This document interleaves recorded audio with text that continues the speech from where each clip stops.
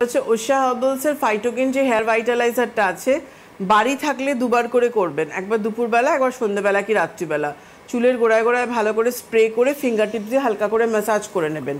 ফাইটোকেন hair vitaliser দেওয়ার 10 minute বাদে আপনি ওশিয়া হার্বালসে হেয়ার ফল কন্ট্রোল সেরামটা দিন।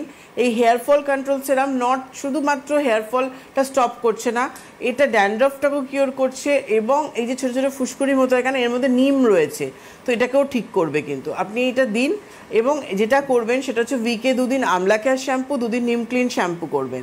শ্যাম্পু করার আধ ঘন্টা আগে কি 20 মিনিট আগে অ্যালোভেরা যে জেলটা আছে, এই জেলটা পুরো স্ক্যাল্পের মধ্যে অ্যাপ্লাই করে 20 মিনিট রাখবেন। তারপরে আপনি শ্যাম্পু করে নিন, আমলা কেয়ার করুন কিংবা নিম ক্লিন শ্যাম্পু করুন, আফটার শ্যাম্পু অ্যাভোশাইন কন্ডিশনার দিয়ে নিন।